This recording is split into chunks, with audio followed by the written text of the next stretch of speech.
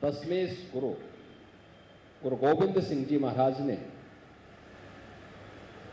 1699 में खालसा पंथ की स्थापना की थी। खालसा पंथ की स्थापना करते समय उन्होंने बहुत स्पष्ट संदेश दिया था, खालसा दुनिया में छाए। खालसा के पीछे का उद्देश्य भी उनका लाहौर के दयाराम, दिल्ली के धर्मदास, द्वारका गुजरात के मोहकम चंद, जगन्नाथपुरी के हिम्मत राय, वीदर के साहिब चंद। अब याद करिए,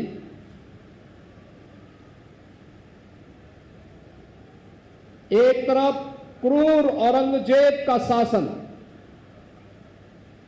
अत्याचार की प्रकाष्ठा, जजिया कर के माध्यम से हिंदुओं को पूरी तरह इस्लाम में बदलने की उसकी क्रूर चाल, मंदिरों को तोड़ा जा रहा था, बहन और बेटियों की इज्जत पे हाथ डाला जा रहा था, सरेआम उपस्थित थे।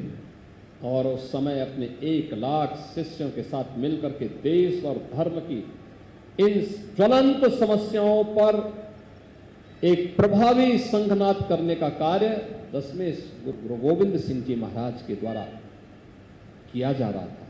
और उन्होंने जब इस कार्यक्रम को आगे बढ़ाया, उन्होंने इसका नाम ही खालसा रखा। खालसा का मतलब परमात्मा से,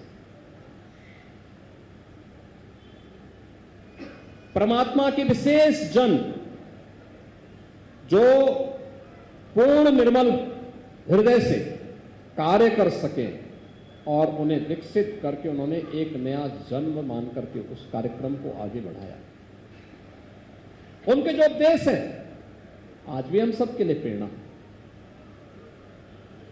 केवल सिक्कों के लिए नहीं, हर हिंदुस्तानी के लिए, हर भारतीय के लिए एक नई प्रेरणा है, एक नया प्रकाश है। और यह वर्ष इसलिए भी महत्वपूर्ण है। एक और गुरु तेग बहादुर जी महाराज की 350वीं शहीदी दिवस का वर्ष है, और दूसरी तरफ खालसा पंथ के 325 वर्ष पूर्ण हो रहे हैं।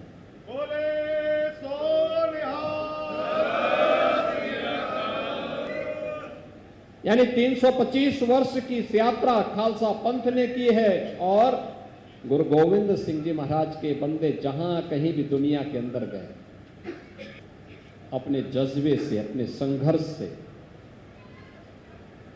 अपने शौर्य से, अपने पराक्रम से अपना लोहा मनवाए हैं। यही है गुरु के प्रति सच्ची आस्था का भाव। ये उन्हीं की कृपा है कि सिख कहीं भी होगा, वह बिना झुके, बिना डिगे अपने पद पर आगे बढ़ता है, और इसलिए सरदार भी कहलाता है।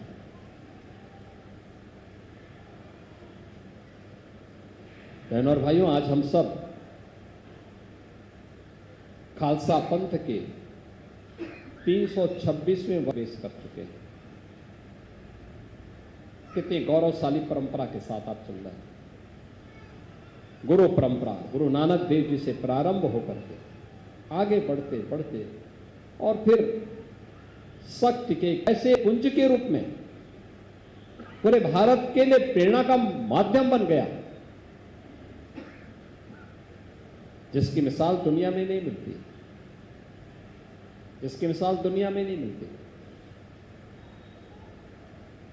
गुरु गोविंद सिंह जी महाराज ने तो विचित्र नाटक में अपने सब कुछ, अपने बारे में, पूर्व जन्मों के बारे में सारा विस्तृत उद्धृत करके उन्होंने रख दिया। एक नई प्रेरणा है हम सब के लिए, एक नया प्रकाश है।